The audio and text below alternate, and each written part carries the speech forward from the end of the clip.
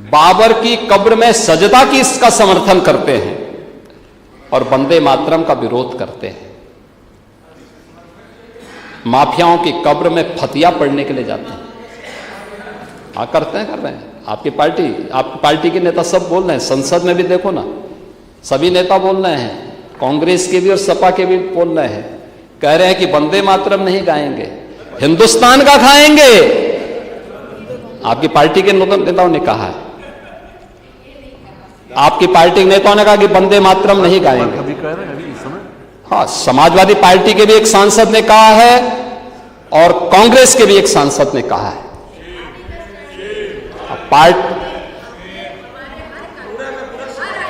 हाँ, अच्छा, धन्यवाद। अगर आप कर रहे हैं तो मैं अभिनंदन करता हूं। वंदे मातरम का पूरा समर्थन पार्टी में ये लागू होना चाहिए। जैसे हम कह सकते हैं कि भारतीय जनता पार्टी के हर कार्यक्रम में वंदे मातरम का कोई अपमान नहीं कर सकता है, ऐसे कांग्रेस को भी डंके की चोट पे कहना चाहिए और जो व्यक्ति वंदे मातरम का विरोध करता है, कान पकड़ करके उसको धक्का देकर के बाहर करना चाहिए। समाजवादी पार्टी को भी इस बात की घोषणा करनी चाहिए कि राष्ट्रगीत जिसको 150 वर्ष हो रहे हैं, वंदे मातरम का जो विरोध करेगा वो वहीं जाए जहां पर उसको ये विरोध के स्वर दिखाई देते हों। हिंदुस्तान की धरती पे तो नहीं उसको रहने का कोई अधिकार मिलना चाहिए और मुझे लगता है हर उस भारतीय को इसका वो करना चाहिए। माफियाओं की कब्र में फतिया पढ़े जाते हैं। कौन लोग थे वो? राम मंदिर अयोध्या का विरोध होता है, काशी विश्वनाथ धाम का विरोध किया गया, मथुरा वृंदावन के विकास का विरोध किया गया। तुष्टीकरण की पराकाष्ठा किस हद तक जन्माष्टमी के पर्वों को थाने और जेलों में रोक दिया गया। एक ही तो पर्व था जो जेल में मनाया जाता था, समाजवादी पार्टी के समय में उस पर रोक लगा दी गई।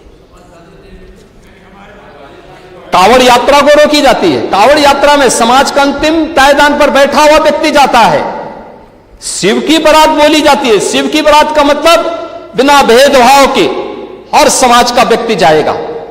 वह कावड़ यात्रा पे आप लोगों ने रोक लगाई थी, कहा दंगा हो जाएगा, यही बोलते थे।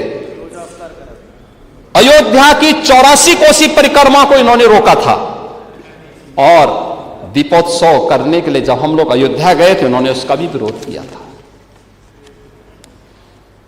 कांग्रेस ने तो उच्चतम न्यायालय में कहा कि श्री राम और श्री कृष्ण तो मिथक थे, सुप्रीम कोर्ट में एफिडेविट दाखिल कर दिया। और समाजवादी पार्टी राम भक्तों पर गोलियां चलाती है,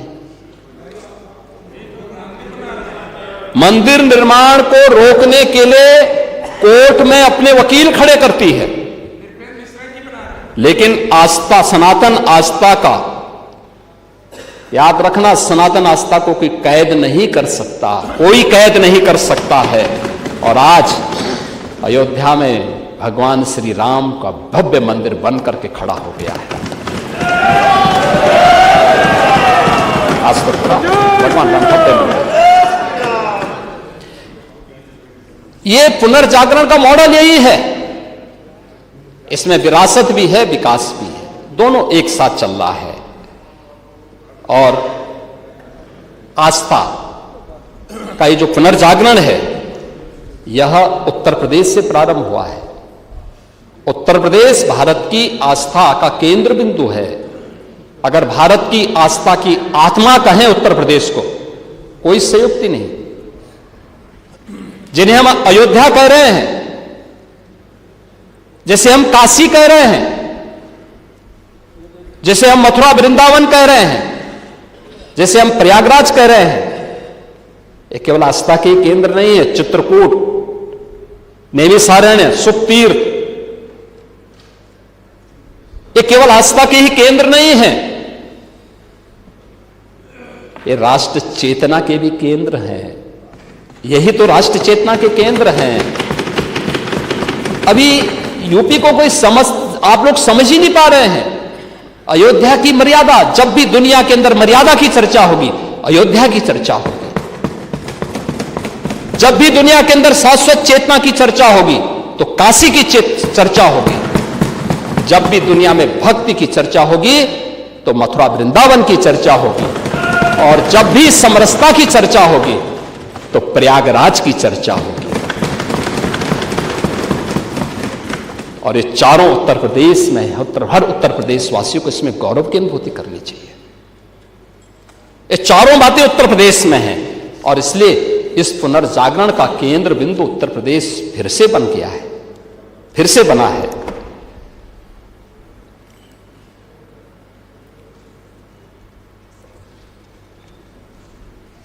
यही तो गुलामी से मुक्ति का एक मार्ग है और इसी से मुक्त करने की दिशा में आज हम मजबूती के साथ आगे बढ़े हैं और यही हमारी जीरो टॉलरेंस भी है।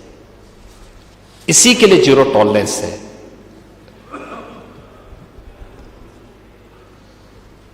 आज प्रयाग हो, काशी हो, मथुरा हो, वृंदावन हो, विंध्याचल हो, चित्रकूट हो, सुखतीर्थ हो, संभल हो, बरेली हो, नैमिषारण्य हो, यानी ये जितने भी तीर्थ स्थल हैं, बौद्ध तीर्थ स्थल हो, जैनी तीर्थ स्थल हो, सिख तीर्थ स्थल हो, या जो भी पौराणिक महत्व से जुड़े हुए, ऐतिहासिक महत्व से जुड़े हुए तीर्थ स्थल हैं, इन तीर्थ स्थलों को आस्था के साथ, राष्ट्रीय चेतना के साथ जोड़ने का जो काम किया गया है, आज उसके परिणाम आए हैं। करोड़ों की संख्या में आज वहां पे श्रद्धालु आता है। आस्था के साथ साथ वहां की अर्थव्यवस्था को भी मजबूती प्रदान करके जाता है। वहां की अर्थव्यवस्था मजबूत होती है। आप प्रयागराज में देखिए ना, मैंने तो पिछली बार महाकुंभ के दौरान सारे आंकड़े यहां सदन के सामने प्रस्तुत किए थे। आप काशी में जाइए ना, आप किसी भी अन्य उस स्थल पर जाइए, एक फूल पत्ती बेचने वाला व्यक्ति, फूल पत्ती बेचने वाला ब्राह्मण नहीं होता, नाव चलाने वाला ब्राह्मण नहीं होता, टैक्सी चलाने वाला व्यक्ति ब्राह्मण नहीं होगा। ब्राह्मण वहां का पुजारी जरूर होगा मंदिर का, लेकिन बाकी इन सभी में लगा हुआ व्यक्ति सर्व समाज का है। उसकी कोई जाति नहीं पूछता, कोई उसका मत नहीं पूछता, कोई उसका मजहब नहीं पूछता, लेकिन उसकी आत्मनिर्भरता और उसके स्वावलंबन का आधार वो धार्मिक स्थल बना हुआ है। और इसको पुनर्जीवित करने का काम, उसकी पुनर्स्थापना का काम यही डबल इंजन की सरकार के द्वारा किया गया है। और इसी कार्य को आगे बढ़ाने का कार्य, इसी को हम आगे बढ़ा रहे हैं। आज दीपोत्सव हो या देव दीपावली, रंगोत्सव अभी केवल आयोजन नहीं है, यह आज आत्म गौरव के महापर्व बन गए हैं। जब हम दीपोत्सव का आयोजन करते हैं, मेरे मन में आशंका थी, जब पहला दीपोत्सव अयोध्या में 2017 में हम लोग करने के लिए गए थे, पता नहीं कैसे होगा, क्या होगा।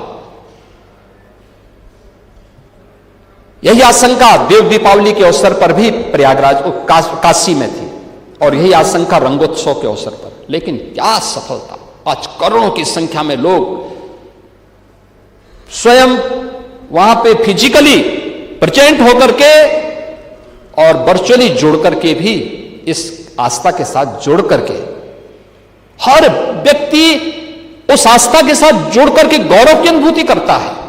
हमने उस भारत की उस ताकत को कभी समझने का प्रयास क्यों नहीं किया? और इसी आस्था को सम्मान देने का परिणाम है उत्तर प्रदेश की जीडीपी बढ़ी है। उत्तर प्रदेश ने जो आज एक लंबी छलांग लगाई है, उस लंबी छलांग का परिणाम सुरक्षा के साथ साथ उस आस्था को सम्मान देने का भी परिणाम है। उत्तर प्रदेश का जो परसेप्शन बदला है, मुझे याद है महाकुंभ के दौरान पूरे देश भर से श्रद्धालु आए थे। तमिलनाडु से भी कुछ श्रद्धालु आए थे अपने वाहन से। चित्रकूट में उनकी बस खराब हो गई। उनकी समस्या यह थी कि वे हिंदी नहीं जानते थे, और चित्रकूट में जिस गांव के पास उनकी बस खराब हुई थी, उस गांव के लोग तमिल नहीं जानते थे, लेकिन इशारे में समझ गए कि बस खराब है।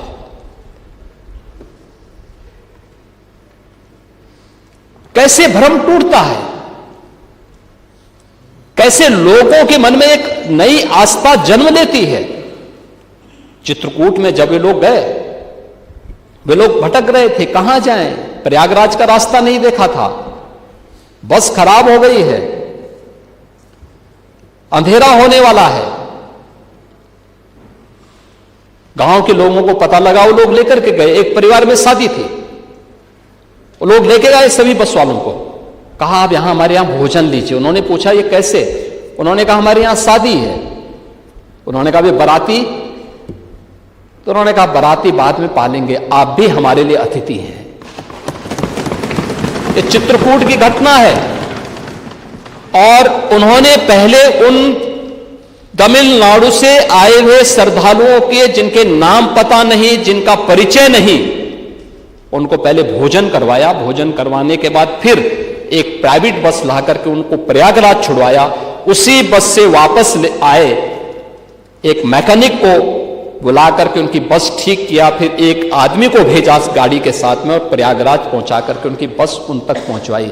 और उसके बाद तब उन्होंने तमिलनाडु जाकर के ट्वीट किया था कि उत्तर प्रदेश के बारे में जो हमारे नेता यहां बोलते थे, हमारा भ्रम दूर हुआ, वो तो वास्तव में राम की भूमि है और कृष्ण की भूमि है। वह हमने वहां महसूस किया है, हमारे साथ जो कुछ बीता है हमने उसको महसूस किया है। इसलिए क्योंकि जनता जनार्दन को भी मालूम है कि सरकार की ये मंशा है, तो जनता भी उसमें उस रूप में सहयोग कर रही है। आज उत्तर प्रदेश है, परिणाम क्या है? हर कोई उत्तर प्रदेश के बारे में अच्छा सोच रहा है। पहले नहीं सोचता था, 17 के पहले नहीं सोचता था। 17 के पहले हर व्यक्ति के मन में एक आशंका होती थी, हर व्यक्ति गलत निगाहों से देखता था। हम लोगों ने इसीलिए 3 वर्ष कोविड कालखंड के बावजूद पिछले 8 साढ़े 8 वर्षों में उत्तर प्रदेश की जीएसटी पे 2.5 गुना बढ़ी है। 13 लाख करोड़ में समाजवादी पार्टी की सरकार ने उत्तर प्रदेश की जीएसटीपी को रखा था 13 लाख करोड़ की। आज हम इस वित्तीय वर्ष में उसको 36 लाख करोड़ तक पहुंचा रहे हैं।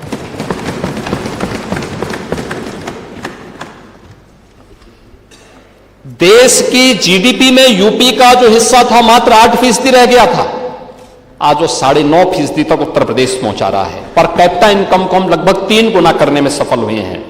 और फिजिकल डेफिसिट को, अभी इस पे चर्चा होगी, 3% से कम हम लोग करने में सफल हुए हैं। हमने टैक्स चोरी को रोका है, रेवेन्यू लीकेजेज को पूरी सख्ती से नियंत्रित किया है। कि टैक्स चोरी को रोकना, रेवेन्यू लीकेजेज पे पूरी तरह लगाम लगाना, यह भ्रष्टाचार पर ही सरकार का प्रहार है। ये प्रहार है। पारदर्शी राजस्व संग्रह और जनता पर बिना कोई अतिरिक्त टैक्स लगाए 9 वर्षों से सरकार चल रही, कोई टैक्स नहीं। और फिर भी हम लोग प्रदेश के अंदर हर एक सेक्टर में हम लोगों ने वित्तीय अनुशासन को बनाए रखते हुए इस कार्यक्रम को बेहतर तरीके से आगे बढ़ाने में सफलता प्राप्त की है। आज यूपी का जो पैसा जमा होता है, आपके समय में 100 में से केवल 43 पैसा यूपी में खर्च होता था। आज 61 से 62 पैसा यूपी के अंदर खर्च हो रहा है। यूपी के अंदर बैंकर्स यहां का पैसा बाहर नहीं ले जाएंगे, बल्कि यूपी के अंदर